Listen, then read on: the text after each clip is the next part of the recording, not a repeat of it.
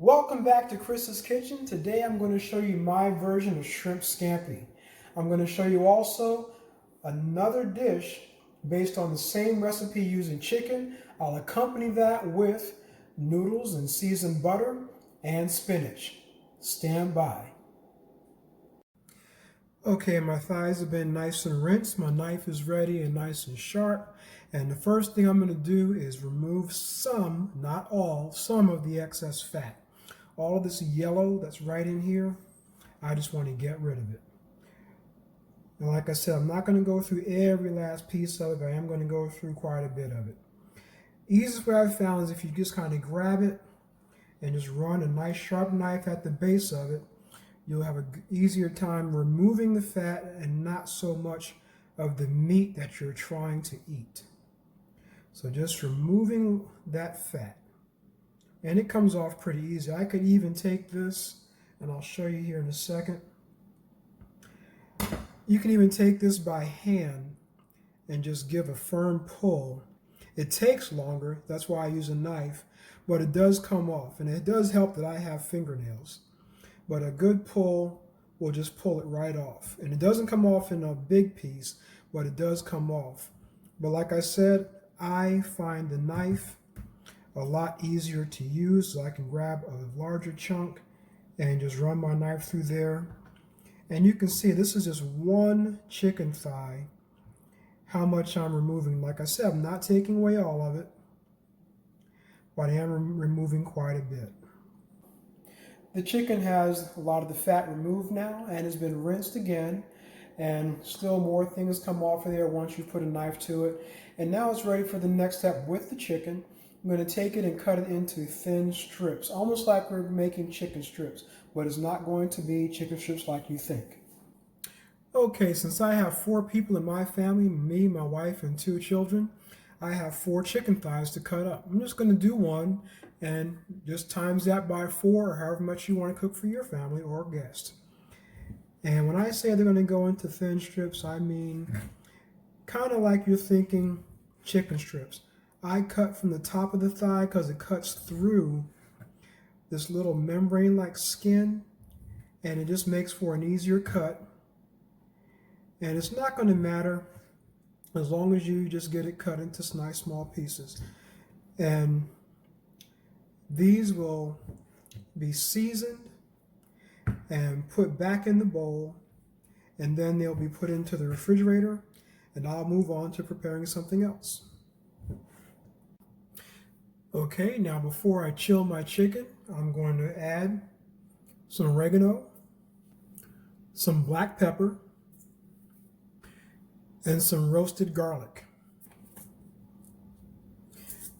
Now, this is not a product endorsement by any means, but Weber, the guys who make the grill, makes a very good roasted garlic seasoning, roasted garlic and herb. You can use it with stuff on the grill as well as things in your kitchen. Let's add to that about 3 tablespoons of olive oil. 2, 3, and this isn't a measuring spoon, so I'm going to go a little bit more. One pro tip I'll give you, everybody: olive oil has a tendency to just get on the lip of your bottle and run all over the place. Whenever you're done using olive oil, take a nice towel and just give it a wipe. And that will save you from messes in your kitchen.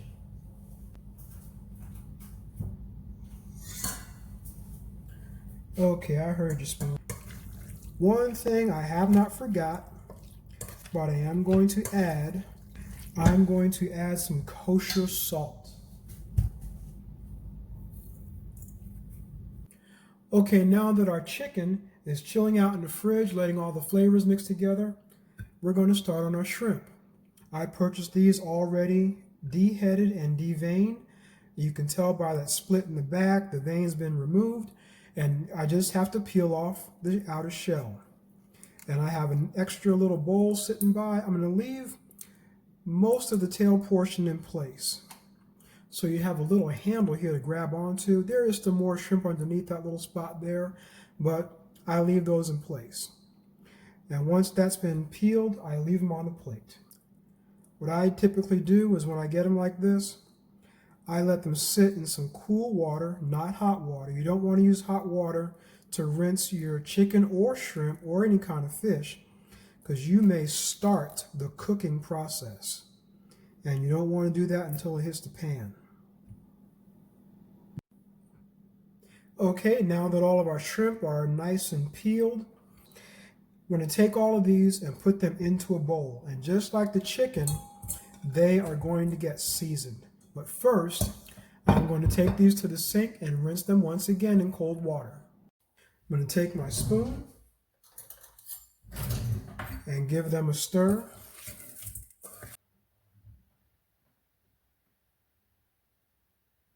And there's 2 tablespoons unmeasured of olive oil. I don't know if you can see the drip down the side there. Go over to grab my towel, wipe my olive oil bottle down so it's not making a mess in my kitchen. And last but not least, some of the Morton's kosher salt. Now, one of the things that this recipe does call for is breadcrumbs. I don't have any breadcrumbs, and my wife and I are kind of sticking to a lower carb diet right now, and I'm going to make my own breadcrumbs and show you how, and I will use a low carb bread to do so. This is not a product endorsement by any means, but Sola bread is the best of the low carb, keto friendly breads I have seen yet. If you see it in your supermarket and it is here locally at HEB, grab it. It's not cheap. It's not the big Wonder Bread slices you're used to, but it is good bread. It will satisfy your bread needs if you are trying to have a low carb diet and you're wondering, what am I going to do for bread? Try Sola bread. Trust me on this.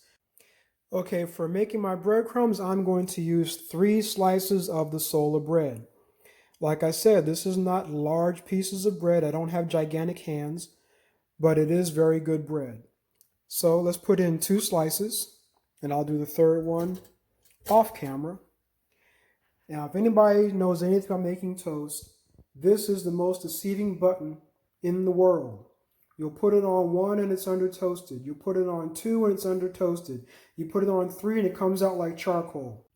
There's 2. And 1 more makes 3. All 3 of these were on the exact same setting, but like I said, you never know with that toaster.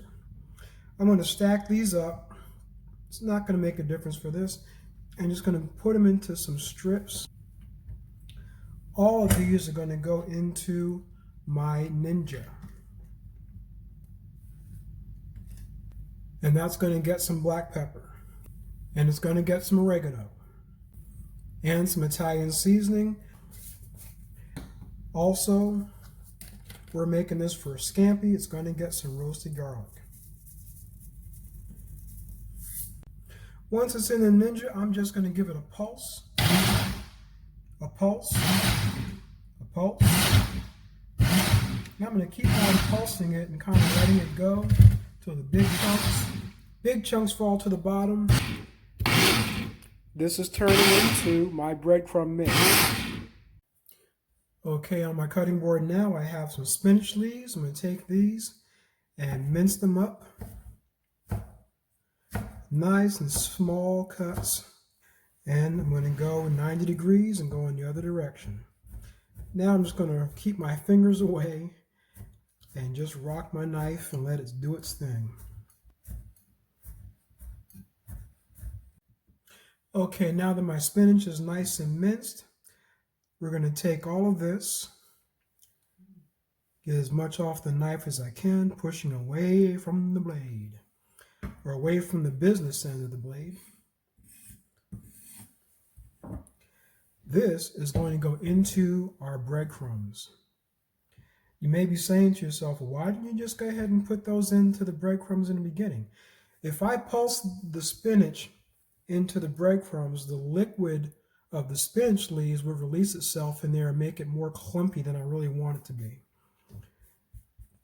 So I'm not going to pulse this at all. I'm just going to put them in there, give a little shake, Then put the lid back on and just shake it up.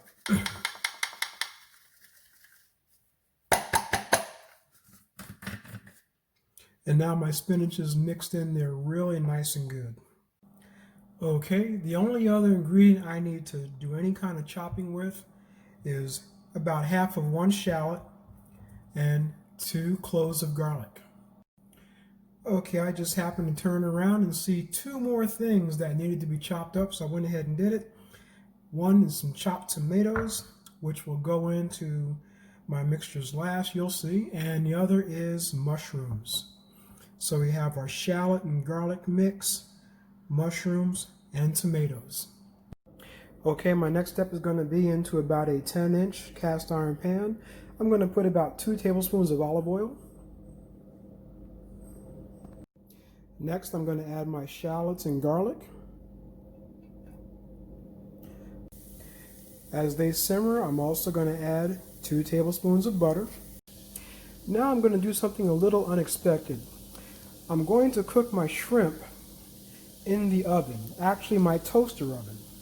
And to keep the ingredients the same, I'm just going to scoop out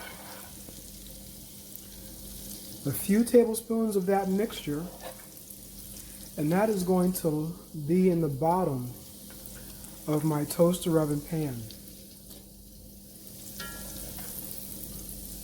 And this will serve 2 purposes. One is, of course, for flavoring and seasoning, and the other, of course, is to just coat the pan so nothing sticks. And now my chicken goes into the pan. This will stay on a very low heat so it can simmer until it's done. And I'm going to put a top on it and give it a stir every once in a while. Make sure the seasoning is all through. Plus, as you know, this was pre-seasoned before anything went into the pan, so it doesn't need much. Now for my shrimp, what I like to do is interlock all of my shrimp. Your shrimp will shrink and kind of come together as they cook. So by interlocking them, every serving is 2 pieces, and they're not quite jumbos, they're extra large shrimp. And anything that's left in my bowl just becomes a little drizzle over everything that's already there. My final steps before my shrimp go into the toaster oven. Every one gets a little scoop, almost like stuffing, of breadcrumbs on top. And remember, these were our homemade low-carb breadcrumbs made from low-carb bread that we made toast and added seasoning to. Now, butter knife means butter. Now, chicken has a lid on it, and it's simmering just nicely, not burning in any way. It's on a very low setting. On my stove top, it's just on a 3. You can tell my lid does not fit my pan. It fits down in there, but it doesn't fit across the top. But it does have the seal I want, and it's doing exactly what I want it to do. You don't have to have everything perfect to make good food. Okay, in this pot, let's go ahead and bring it to a boil. We're going to add some fettuccine noodles into there. And first, I'm going to add a little bit of olive oil and salt.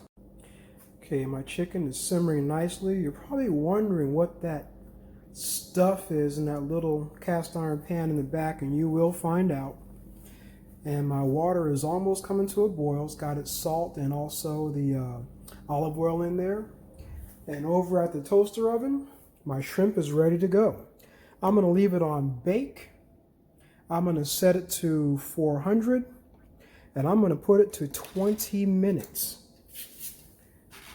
And I will keep an eye on it. If it's ready in less than 20 minutes, I will just pull it out. Okay, with my water at a nice rolling boil, see the red glow down there? I'm going to add my fettuccine.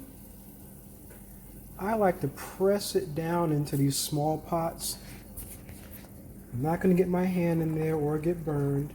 And as it gets hot, it just goes right in there. Plenty of water in there for that to boil. And I'm going to reduce the heat because it'll continue to boil once it's brought up to temp. Let it loosen up inside there. A lot of folks will add olive oil to their pastas after they drain the water. I put some olive oil in there ahead of time, and I usually put a little butter in there after, with the pasta after I drain it. Keeps everything from sticking together if it has to sit for any length of time.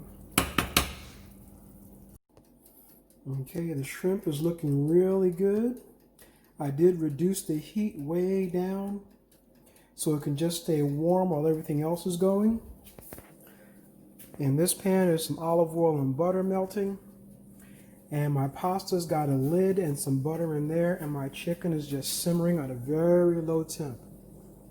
And you're probably still wondering, what is that goop in the back of the cast iron pan? You will find out. Okay, into this pot I have some olive oil, butter, and mushrooms, along with the Italian season, some black pepper, oregano, and the roasted garlic. The same mixture is also in with the noodles, staying nice and warm. But like I said earlier, I'm going to show you a healthier way of having this. And we have some zucchini that's going to get mixed into that. Now the zucchini swirls. Okay, two examples. One has the chicken, shrimp, and the zucchini. The other one just has the chicken, zucchini, and the noodles and butter. And both of these are made Scampi style, with the dominating seasonings being garlic and butter. If you like this and want to see more things, please like and subscribe and share with your friends. Much appreciation. Thanks for stopping by. Remember at the very beginning when I trimmed up all the fat off the chicken and that pot that was in the back of the stove? I do the same thing when I barbecue. I take the things that I trim, I either make them into dog treats or in some kind of way just give them to the dog. And this was that stuff that was on the back burner of the stove. It got trimmed off of the food in the very beginning and then left to simmer with a little salt and pepper. Everything is done, everything is rendered nicely, and there's like a nice little gravy for the dog food. And that's what I do with my barbecues when I trim things off of the food as well as table food.